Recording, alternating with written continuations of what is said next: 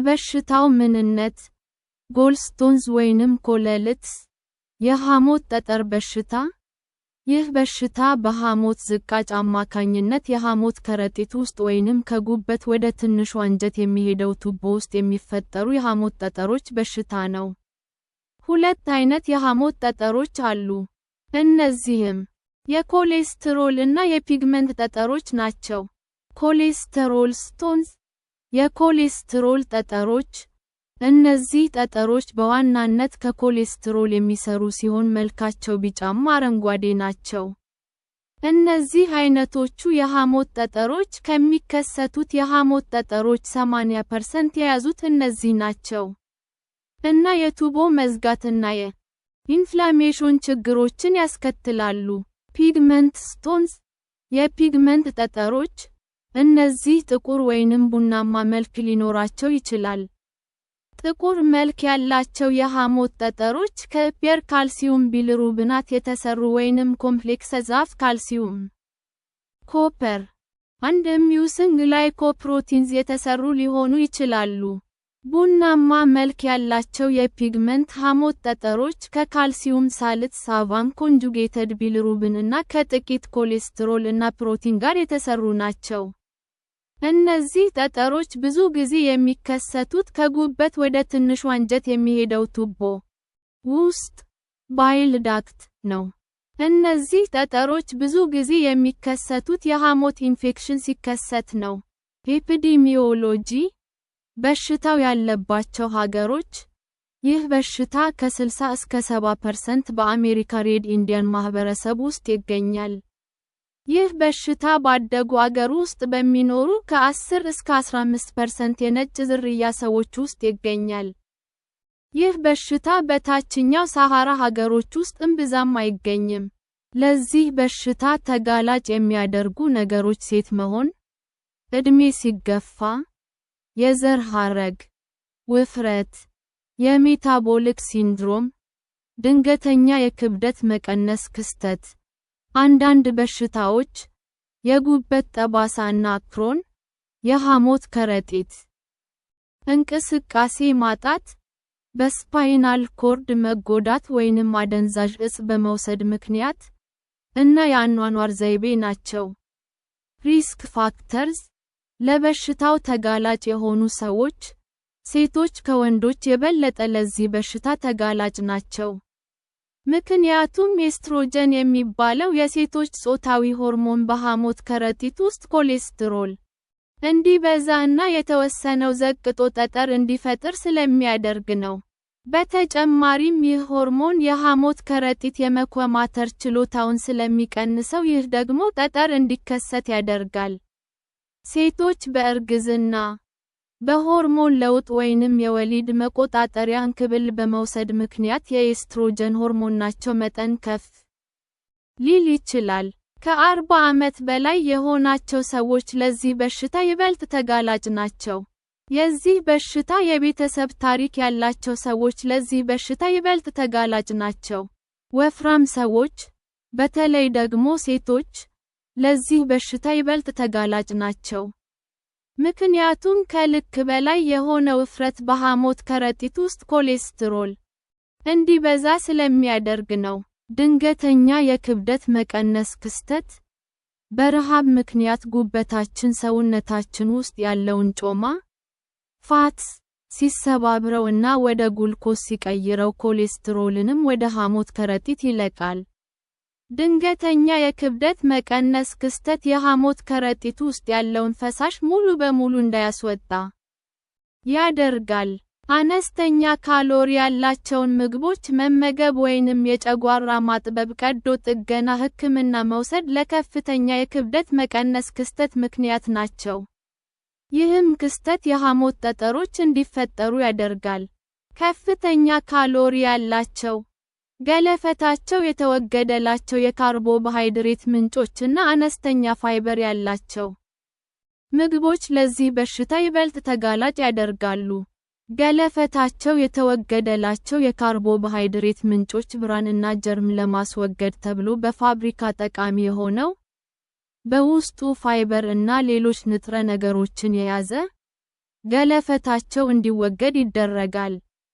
ለምሳሌ ነጭ ዳቦና ነጭ ሩዝ። አንዳንድ የአንጀት በሽታዎች እንደ ክሮንስ ዲዚዝ ያሉ የአንጀትን ንጥረ ነገርን ወደ ሰውነታችን የማስገባት ችሎታውን የሚቀንሱ በሽታዎች ለሐሞት ከረጢት ጠጠር መፈጠር ምክንያት ናቸው።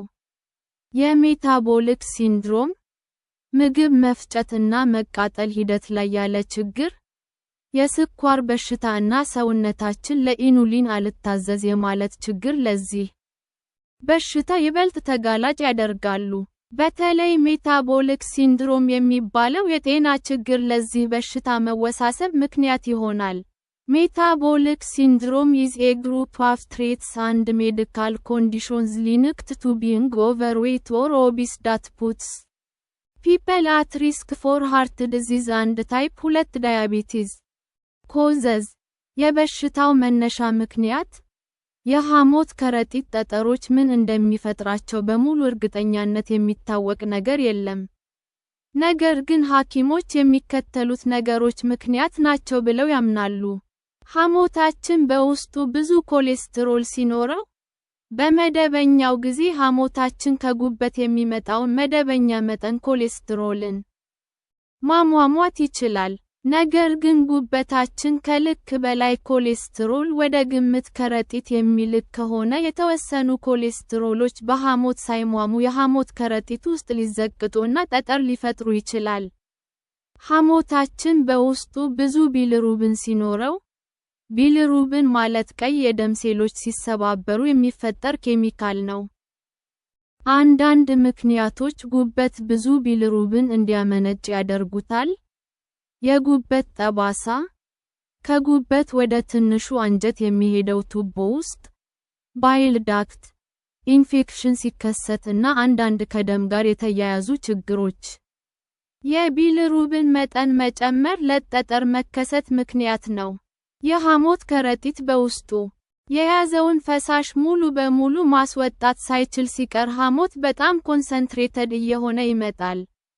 ይህ ደግሞ ለሐሞት ጠጠር መፈጠር ምክንያት ነው። ከዚህ በሽታ ጋር ተያይዘው የሚመጡ ውስብስብ የጤና ችግሮች የሚከተሉት ናቸው። የሐሞት ከረጢት ላይ ኢንፍላሜሽን መከሰት፣ ኮለሲስታይትስ፣ ከጉበት ወደ ትንሹ አንጀት የሚሄደው ቱቦ ውስጥ ባይል ዳክት ኢንፍላሜሽን መከሰት፣ ኮላንጃይትስ፣ ጣፊያ ላይ ኢንፍላሜሽን መከሰት፣ ቢሊየሪ ፓንክሪያታይትስ፣ የማይተው ህመም፣ ትኩሳት እና የቆዳ ቢጫ መሆን የከባድ ኮላንጃይትስ በሽታ ምልክት ነው። እነዚህ ምልክቶች ቻርኮትስ ትራያድ ይባላሉ። በዚህ በሽታ ምክንያት የሐሞት ከረጢት ካንሰር በሽታ ሊከሰት ይችላል። ሲምፕቶምስ የበሽታው ምልክቶች አብዛኞቹ የሐሞት ከረጢት ጠጠሮች ምልክት የላቸውም። ነገር ግን እነዚህ ጠጠሮች ከጉበት ወደ ትንሹ አንጀት የሚሄደው ቱቦን ከዘጉ ድንገተኛና ከባድ የሆድ ህመም ያስከትላሉ። ይህ ሁኔታ ቢሊየሪ ኮሊክ ይባላል። አብዶሚናል ፔይን፣ ቢሊየሪ ኮሊክ፣ የሐሞት ጠጠር በሽታ ድንገተኛና ከባድ የሆድ ህመም ያስከትላሉ። ህመሙ ከ1 እስከ 5 ሰዓታት ሊቆይ ይችላል። አንዳንዴ ደቂቃዎች ብቻ ሊቆይ ይችላል። ህመሙ መሃል ሆዳችን ላይ ሊሰማን ይችላል፣ ወይንም በቀኝ በኩል ከጎድን አጥንታችን ዝቅ ብሎ ህመም ሊሰማን ይችላል። አንዳንድ ሰዎች ላይ ይህ በሽታ ለብዙ ጊዜ ከጉበት ወደ ትንሹ አንጀት የሚሄደው ቱቦን ከዘጋ ወይንም ጠጠሮቹ ወደ ሌሎች የሰውነት ክፍሎች ጣፊያ እና ትንሹ አንጀት ከገቡ የሚከተሉትን ምልክቶችና የጤና ችግሮች ሊያስከትሉ ይችላሉ። ከፍተኛ ትኩሳት ከ38 ዲግሪ ሴልሺየስ በላይ፣ የማይለቅ ህመም፣ ፈጣን የልብ ምት፣ የቆዳ እና የዓይናችን ቢጫ መሆን፣ የቆዳ ማሳከክ፣ ተቅማጥ፣ ብርድ ማለት፣ መወዛገብ፣ የምግብ ፍላጎት መቀነስ። ዳያግኖሲስ አንድ ቴስት፣ የበሽታው ምርመራ፣ የላብራቶሪ ምርመራ። የጉበት ሥራ አፈጻጸም ችግር ሊኖርበት የሚችለው የሐሞት ጠጠር በሽታው ውስብስብ የጤና ችግር ካስከተለ ብቻ ነው። የሐሞት ከረጢት ላይ ከባድ ኢንፍላሜሽን ከተከሰተ በደማችን ውስጥ የሚዟዟሩት የነጭ ደም ሴሎች ቁጥር የመጨመር ምልክት ያሳያሉ። ይህ በሽታ ጣፊያችን ላይ ለአጭር ጊዜ የሚቆይ ኢንፍላሜሽን ያስከትላል። ይህ ሁኔታ ደግሞ የአመሌስ እና ላይፔዝ ኢንዛይሞች መጠንን ይጨምራል። የዚህ በሽታ ጠጠሮች የኮመን ባይል ዳክት ዘግተው ከሆነ የሄፓቲክ ትራንዛሚኔሰዝ እና አልካላይን ፎስፋቴዝ ኬሚካሎች መጠን እንዲጨምሩ ያደርጋል።